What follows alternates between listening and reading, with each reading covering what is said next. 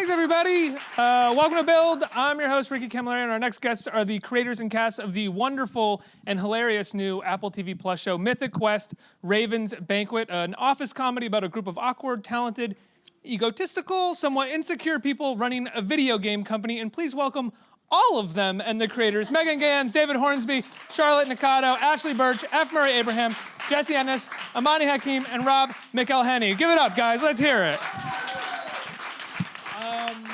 Rob McElhenney. That is... And Charlotte Nicdao. Nicdao, but it's a hard That's one. okay. It's tricky. Sure, I am sorry, but I am going to throw multiple people under the bus for yours because 3 different people came up to me with different pronunciations before it started. And I started knowing it was yours because I've watched Sunny for 10 years. I was like, I think it's this. And like, no, it's this. And I was like, okay, well, we'll see. So 14 years, not 10. We're gonna go with the fact checker. You're gonna point me out the fact checkers later, and we'll 10 seasons. No, sorry, 14 seasons. Yeah, I'm gonna step out of this interview. I'm fucking done, guys. Sorry. First and foremost, I love the show. I watched every episode that was given to me, and one of the things that I loved about it was that it felt like it came from the bones of Always Sunny, but is something completely different at the same time. And I don't think that just has to do with you being in it and you being in it. It has to do with a certain sense of humor, but broadening it, lightening it to a degree. Did it feel like that's what you guys were doing?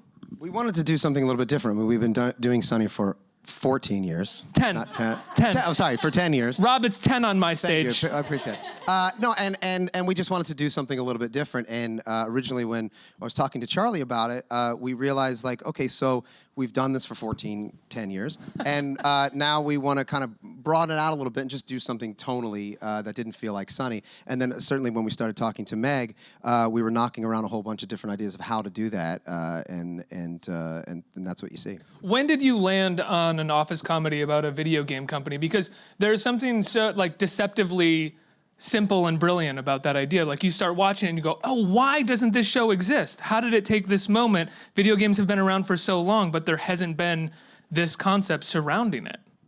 Well, Ubisoft, our partner in making this show, they're a very successful video game studio. They actually approached Rob and Charlie about they wanted to make a sitcom basically based in this world for exactly the reasons you described, because how has someone not done this? I think originally Rob was like a little hesitant to get into it. But then once he went to Montreal and saw the people that actually work at these studios and all the big characters and just the size and scope of what they're doing and how they feel like gods because they actually are creating worlds that people live in, especially with these MMORPGs like the one that our show is based on. And they just were great characters, and we just started thinking about like, yeah, we could see an ensemble show wrapped around this. What is MMO? RPG's role-playing game, but what's MMO? A massive multiplayer online role-playing game. There we go. Did I get that right, you. Ashley? I'm the resident gamer, so I was like, but she's got it. Step in at any point. Why were you hesitant at first, Rob? Was it the idea of you've seen what video game movies look like and you were fearful of it could become something like that? Yeah, that's exactly what it was. I mean, I just feel like probably in the last 10, 20 years, anything that I'd seen in popular culture that had to do with the video game industry just took a very specific bent on it. It almost seemed like mocking it. It seemed like they were deriding the community. And we just felt like, well, we didn't want to make a show that was making fun of anybody. And so it wasn't until I went and visited that studio and realized, like, wow, there's actually a really great story to tell here about something that's a global phenomenon. The gaming audience is massive, and then also the personalities and the people that come together to make these games. These are incredibly passionate and intelligent people, and also so many narcissists and so many people who firmly believe that they are right at any given moment. And I can say that if you feel the DNA of Sunny, it's certainly because the executive producers of Sunny are involved, and it's just our sense of humor. But I don't know that I know how to make a show where the people don't hate each other. And are also not narcissistic at the same time, right? How do you, when you're in the writer's room and you're beating the show out, do you stop yourself when something feels like Sunny? Are you just that in tune with a different world? How do you stop it from becoming the thing that you've been doing for 10 to 14 years? Well, I think we start. We start. In comedy, sometimes you break a drama, right? Like you're telling a story of Poppy and Ian and their clash, and you start with a story with heart, and and I think with streaming now we have the opportunity to like a lot of the streaming shows to break a movie, to break a story that lasts us 9 episodes, and I think that's a luxury we have here, and also a story with heart about where we care about these characters. Where in Sunny, we're much more episodic. So I think that's initially how we start. Differently and just breaking a story with heart where we care about the characters more. But there's still a fair amount of dark humor in the show. I mean, Jesse's character is obsessed with suicide and literally gets off on hurting people, it seems like, but you still end up liking her at the end of every episode and kind of feeling for whatever her motivation is. What was it like playing an innocent person who everything you say is so innocent, or you say it innocently, but you mean to hurt people? Oh, it was super fun. It was a dream coming true. I kept saying it was kind of like playing the shadow in the corner of a room at night where you're like, what is that? What's going on back there? And then you realize it's just a purse or something. Like she comes off really scary, but you realize there's nothing that she's really going to do that's that bad. But maybe she's killed someone, but probably not. Charlotte, you and Rob are kind of the leads of the show in a way. I think everybody's a lead, but the two of you, you're the central conflict of the show. How did that come about? How did you get involved with the show, and what was it like working with Rob? It was amazing working with everyone, and Rob is clearly brilliant. Don't take that to heart too much. You said brilliant. How am I not supposed to? How would you like me to take it? I originally auditioned for a different character, and I was just so stoked to be reading in the same room as these people. And Poppy was originally written to be a little bit different to, I think, how she ended up. I think she was originally going to be a little older, and I just muscled my way in there. And taking parts from older actresses. Yeah, that's the main thing. I think that women on TV should be younger more often. Do you know what I mean? Very brave of you. Thank you. How did you guys go about casting this? I guess it's instinct in a lot of ways, but it is one of those shows where one of the things that kept me watching it was it's just fun to watch all of these people work together, and it seems like you are having a very good time on screen. Well, our casting director is a woman named Jeannie McCarthy, and her team is just incredible. And yes, we wrote a very specific script, and then we had all these wonderful actors come in, and we just know this from experience that it's almost heartbreaking as writers, because you realize that you spent all this time toiling to get it right, and then these actors come in, and you find people, and you're like, well, they're not quite exactly who we were considering, but we know that they're right for this show in some way, which is odd. So we just realized that Charlotte and I, for whatever reason, had this chemistry, so we had to go back and rewrite Poppy from the beginning. The character of Joe didn't exist in the draft, and Jesse was auditioning for different parts. And we were saying, we're not 100% sure that she fits into this show. And Jeannie McCarthy, to her credit, said, you will write a part for her, because she's going to go book something tomorrow, the next day, or the week after that. And that's what we did, and we were lucky enough to get her. But we kind of felt that way about everybody. And then certainly we feel most excited about breaking this new kid that we found. Introducing this kid, right? And we were like, who's this upstart who came in, and we're going to give him, I think, the opportunity of a lifetime. Murray, what attracted you to doing this? I don't think I've ever seen you in a part like this before. Are you kidding? This is so much fun. I can't tell you what that means. I mean, it's great to make a living, but if you can do it and have a good time doing it, it's like a gift from God. I ain't kidding. Except for one. No, I think you said it, though. It comes across that we all like each other. That's not very common. I think it comes across as well that you, as you said, you tailored these parts to who you cast. When you found out that you were casting F. Murray Abraham, did you rewrite the part, or was that part essentially what it was? Honestly, we went to the casting director, and when we were talking about CW, and we said, you know what would be great is, she was like, who's your ideal type? And we were like, I guess an F. Murray Abraham, who obviously won't do it, but that's the type, that's the dream casting. And she was like, cool, how about F. Murray Abraham? We were like, I mean, okay. And then sure enough, he read the script and liked it and came in and was just a delight to have on set, walked around the whole time being like, this is marvelous. This is so much fun. And we were like, I can't believe you're here. I mean, honestly, it's been just such a joy. And I think that a dramatic actor that can do the kind of the caliber of acting that he can do, and then has that muscle to also ratchet it up to 11 and make it comedy, it's incredible. I'm so glad I'm here. I mean, the eyebrow work alone. I mean, look at that poster. I mean, the things he can do with an eyebrow. I'm just learning. I'm just beginning to learn. What did you see in the script when you read it? What did you like about this It's good character? writing. It's terrific writing. They're wonderful characters, and it's a treat. It just is a pleasure. I hate to keep like saying all these wonderful good things about it, but it happens to be true, and I wish it happened more often, you know. But the thing that the show does is introduce you to some extraordinary characters. Characters that I think each of you can identify with. I think you know them when you see them.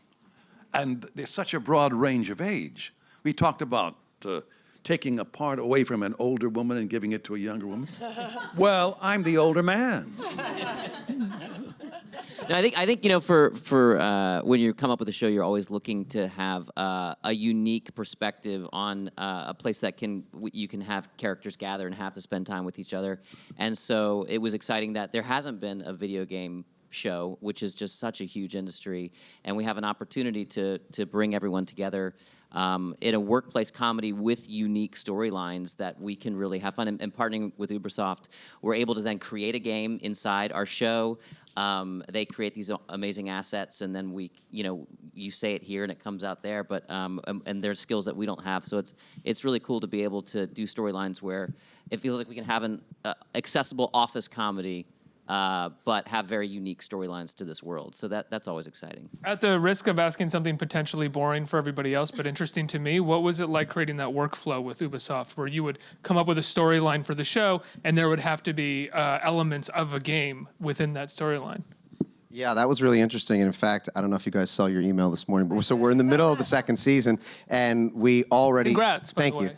And we're writing the second season, and already this morning, you know, we've been doing a lot of press, and we were up late last night having a good time, all enjoying the moment. And this morning, I woke up to an email that was 4 pages long, but from Ubisoft saying, hey, we read the scripts and we have questions and we can do this, we can't do that. This defies the laws of physics. But it was also like, you guys just said badass artwork. What does that mean? Like, can you tell us a little bit more? And we were like, no, make it happen. But really, yeah, it really is, it's great. The studio that actually does the work for us is called Red Storm, and it's in North Carolina. So it was actually Tom Clancy's old studio. So we're doing a lot of it through video conferencing and just over the phone, but it's just a really fascinating and very different experience than even working with a visual effects house, because they really do build like a sandbox. And one of the things we have in our editing suite is the game itself. So it is a playable game to a certain extent. And we then can put cameras in the virtual world and then shoot and then create the characters with joysticks like you would play on an Xbox. And then we just have the cameras pick up the imagery. So that was just a really fun and eye-opening experience. And when it comes to the reality of gaming, how close do you want to stick to that? I don't know shit about gaming, sorry. But there's an episode nearing the end of the season where I was like, would this happen? Would this actually happen in a game? Or for you, is it like, it doesn't matter, it's funny, let's just put it in the show? Some of the things that we did in the season, plot points, which we wrote so long ago because we started working on this in July of 2018, so when we started writing the first season, they have since happened in the video game world. So it looks like we're following the trends. Like, for instance, putting a casino inside of a game, like that has happened now, but we made it up and thought that would be a funny thing to do, and then now... I guess you could say we're innovating 2 industries at once. No, but honestly, we have surrounded ourselves with people like Ashley Birch, who's also on our writing staff, and we want to make sure that like we're getting it right. So that, yes, we're taking artistic license from in certain circumstances, but we just want it to feel authentic to the experience. So very often we'll be like, okay, Ash, we have a good idea. Does this seem like bullshit? Does this pass the test? And sometimes I'll let you jump in. Yeah, I mean, it's interesting because not a lot of people don't know about this world, and it's a it's a show that is first and foremost a comedy, but like Rob was saying, we really wanted it to feel authentic and not feel like it was poking fun at gamers. And so we had conversations, and it's a weird thing to be like, well, the shovel, it would actually be cooler if it was more of like a terraforming system, and then we spent 15 minutes talking about that in a writer's room. But that's the care that went into the show. Like, we wanted it to feel that if a gamer watched this, that they would see it and think, yeah, that's how it works, and that's how it feels. And that's the great thing about the cast as well, because you get to see all these different perspectives on gaming.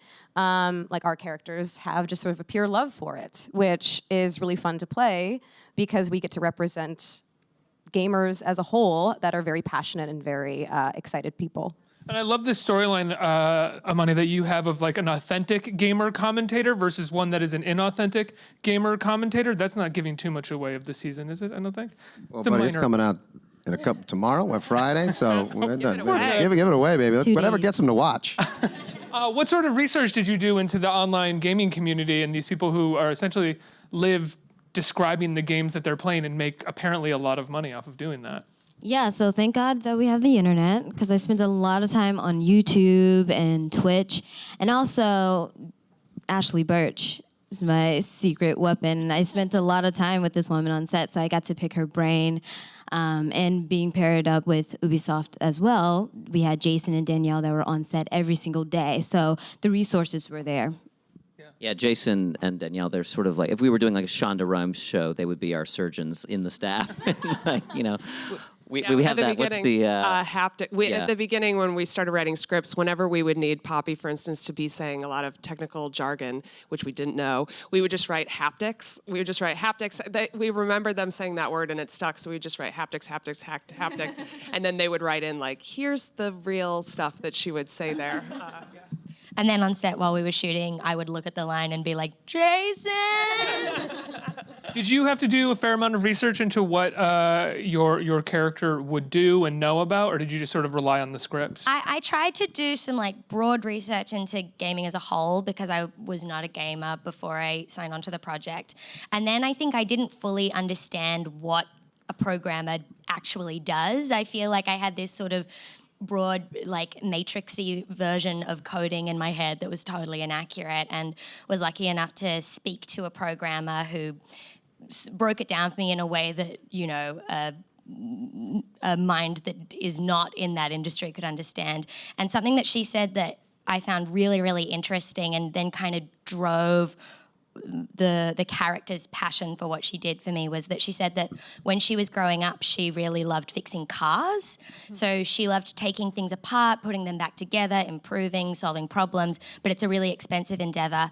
And she got into coding because all you need is a computer, and you can build anything, and you can change anything, and that is such a fun playground to be in, and I thought that was really, really cool. She wanted to wear a mechanic's outfit for the we were like, listen, we love it. I was like getting deep into that analogy.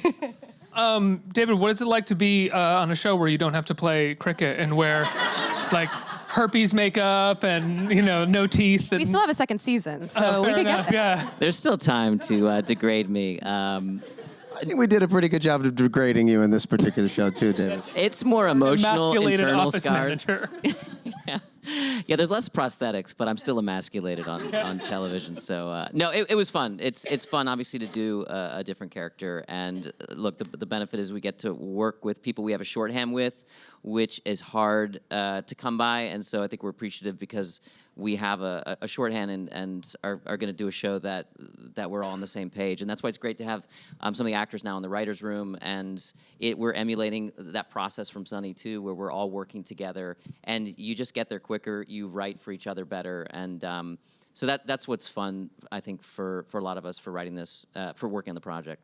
Yeah, Murray was saying backstage to me that he loves being on the show because everybody's really nice and he has a good time. And I'm curious if that comes with having done Sunny for as long as you did, knowing that if having good people around you is just the best way to put on a show like this. That's something I learned actually when I was living in New York City, and I worked just doing background, or I worked as a PA, and I worked behind the scenes, I worked in front of the camera, but certainly never in any positions of power. And I would just see how people treated each other, like screaming at each other and yelling at each other and abusing one another, and it just didn't seem very fun. And I was like, we're in show business. What are we doing Like, this yeah, for? if I didn't want to have fun, I'd go work in finance. Like, and no offense to the people in finance, but that's just not something for me. So I thought this was supposed to be an enjoyable experience, and I said if I was ever in charge, I would figure out a way in which we can create an environment where we can all come to work and work hard, but enjoy ourselves. And that's really worked, with Sunny, where we surrounded ourselves with, you hear people throw around the word family quite a bit about their shows and TV shows, and oftentimes it's a lie. With Sunny, we are literally family. We are all married to one another and having children with one another. And also, we spend, like, our weekends together. Danny's one of my best friends. Charlie and Glenn are my best friends, and Caitlin is my wife. And so we were like, if we're going to do this again, how do we surround ourselves with the right people to where there's just not one bad apple? And if there is a bad apple, I don't care how talented they are, we will get rid of them. Did you find that more difficult to recreate the second time around as you I imagine you built Sunny from a very small team, insular team, and that grew over the course of years, but in growing that you were already somewhat successful and you could pick and choose as much as you wanted, where jumping to a new network, having a new show, was it a little more difficult to sort of have that kind of control or know who you were picking in that sense? Sure, because you never really know if it's going to coalesce until you're actually getting into it, but I did know that I had the right partners to build the framework, Megan and David and Charlie in the very beginning, and then once the casting process started, you just have an intuitive sense that, oh, not only is this person incredibly talented, but there's someone that I want to spend a lot of time with. And the writer's room is exactly the same. I mean, I'm not saying this and exaggerating in any way. I love this. It's fun to celebrate the show. It's fun to do the press. It's fun to go to premieres. We go back to work on Friday morning, and I cannot wait. Wow. I've always been curious about your interest in, forgive me here, interest in your body, both in making Mac fat at one time and then making Mac incredibly ripped. You seem to love the joke of it, but also love it at the same time, which is, I think, seems like where the joke comes from. And there's a little bit of that in this character as well, just in terms of the way that he dresses. He finds any chance he can to take his shirt off. When did that start for you as a human? The character takes his shirt off a lot. Look, I can't help it if I find the male form fascinating. Honestly, it started on Sunny when we were getting deep into the show and we were like, I gotta do something different. I don't know what to do. And I had this idea where, again, we were trying to do, the show's always been trying to do the opposite of Friends, which I love. Friends is one of my favorite shows. But, if their theme song was, I'll be there for you, our show was, I'll never be there for you, right? So we were always trying to do the opposite. The Friends were always getting better looking as time went by.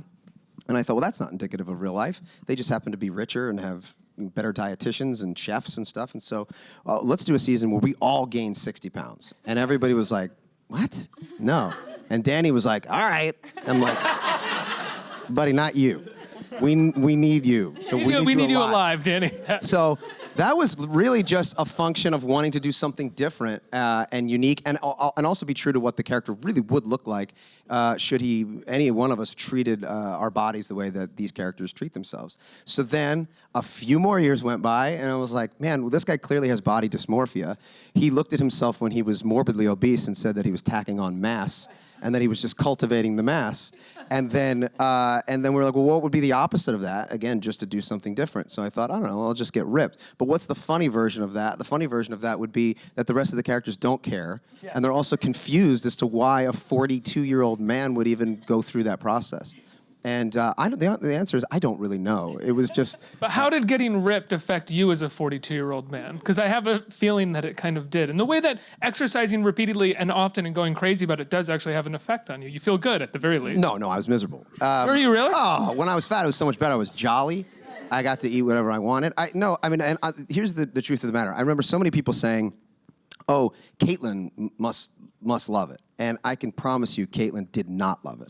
She, and I know you're having Kumail and Emily on a little bit later, but Kumail and I are friends, and we would go out to like dinner, and Kumail and I would spend the entire time talking about our caloric intake and our lactic acid, and what are your testosterone levels at right now? And Caitlin and Emily are like, good Lord, just have a piece of pie and a drink, like shut up. And we're like, look, this is what we do. This is the cross we have to bear, ladies. And then I would got super jacked. I'm like, hey, sweetie, what do you think? She's like, I think you look weird. But how has that affected your interest in narcissistic characters? I think specifically with this one. Last question about it. Yeah, well, so then when we started talking about like interesting characters and these creative directors who because of a function of what they do, they really are gods in a certain sense. I mean, they really are creating a world, and then they have the requisite narcissism that must come along with that. So we just thought, well, how do we extend that in his own physicality? And originally, if you guys remember, I was going to try and play him fat again. I was going to try to play this guy fat. So I was doing the same diet that I did for Sonny, which was drinking ice cream, and I got Good? no. Okay. Oh, well, the first sip. Yeah. But I would have a PA go in the morning and get like the big 2 gallon of ice cream. They would put it out on the desk, and then by the middle of the day, it would have melted, and I would drink it. And that was the only way that I could. The cashiers were like, "Is he getting fat again?" Yeah. So, but then I was like, guys, I can't do it. I just couldn't do it. So, all right. We're like, we never asked you to do any. This is all you wanted to be fat, and now you want to be thin, and whatever, man. I think you have body dysmorphia. That was like the version of Max showing his ripped body to everyone. Like, okay, don't do it. Whatever, man. So that's kind of that was just my life. And so yeah. So anyway, it was just an extension of that, and then we went from there. And sure, look, if you put that much work into it, you might as well show it off because it ain't gonna last. A question from Twitter. It's my question is for the talented voice actress Ashley Birch. Are there any new details you can say about the video game Horizon Zero Dawn sequel? They're trying to trap me. I can't say anything. Sorry. I know that's such Will a there cop-out be a answer. Dawn or a Horizon in it? I don't even know if there's a second game. So I don't know. There's a lawyer off stage that is here to There's see. a sniper. That's That's a question from the lawyer who was trying to see if you would buck on that one. Some questions from the audience. Who has a question? Right here. Hi. So I wanted to know if you guys had any nerdy or geeky things that you like to do in your own free time. We play D&D together. The four of us have a game going. I'm trying to learn to DM, and so I'm DMing a game for these 3 gals. She's really good. She does great voices. Who'd have thunk? And then Charlotte plays a character. Sorry, Charlotte's Brock Smashmouth. All she wears is a cape. And nothing else. And when I fight, I spin around. It's great. on the side, also, Ashley and I are also playing a Call of Cthulhu game right now, which has been we've done like 13 sessions of it or something. We should be dead by now. We should be dead. We all absolutely should be have dead. been I'm just trying to died. indoctrinate everyone as much as possible. Rob's next. Is escape rooms geeky? Oh yeah, Oh, we yeah, do we love escape escape rooms. rooms. We Yeah. really love escape rooms, and I took all the ladies of Mythic Quest to an escape room, and it was so much fun. It was like their first one. I think some of them have ever done. And about like 10 minutes into it, I was like, "Ladies, we don't need to scream the entire time. I know you're very excited. Let's just bring yeah." It was great. Amani, were you gonna say something? Yeah, one of the nerdy things that I'm into is I'm a big anime fan. What's your favorite anime? I'm into Kakegurui right now. That's a deep cut. I had no idea. Murray, what do you do that's nerdy? I play the pinball machine. and I'm ripped. Next question. Hi, this question is for Rob and David. You guys inspired my son to be a writer and an actor. I don't know whether I should thank you or punch you in the nose, but I know you guys have known each other for a long time. When did you guys get together and realize you were on a track that you could do this for a living? I met David through Charlie Day and Jimmy Simpson, right? Probably once or twice in New York, but mostly in Los Angeles. And yeah, this was just a crew of actors that we were all out of work and struggling and trying to make a living, and that's when we started writing. Yeah. Laughing at. I was trying to prompt David to tell that story of the warm-up comic that way you met him. Oh, that is the first time I Yeah. met you. Yeah. Oh my God! Please tell that story. Well, just Wait, is briefly. this Tell it the quickly. story? Is this No. Well, when I first met Rob, was friends through Charlie, and we both ended up going to see Charlie Day in was it Louis? It's called Louis. Louis Guzman Louis show. Guzman show on Charlie's Fox. first job, and never. I don't. So even we know. sat in the audience, and there's a warm-up comedian that keeps the audience, hot, so they get laugh. And I was excited. I just moved to Hollywood, and I'm seeing my buddies on TV, and the audience is going crazy, and it's like really exciting. And this comedian's up there getting everybody riled up, and I see this guy David. Oh, nice to meet you, David. And then, well, and then we start in terms of filming, and then the comedian comes up, and so during one of these times, I'm like, all right, well, this is going to be a while, and I pull out a book and I start reading. As if that's the most normal thing ever. I'm just going to pull out this little novella I brought to the taping of a show, just to check in with Madame Bovary in between takes of this dick and ball comedy show on Fox. Like, what? Who is this guy? It was not. It was not Chaucer or anything. I was reading the SNL biography that had just come out, and I was very excited to read it. And the warm-up comedian came over to me and was like, "Hey man, could you not read?"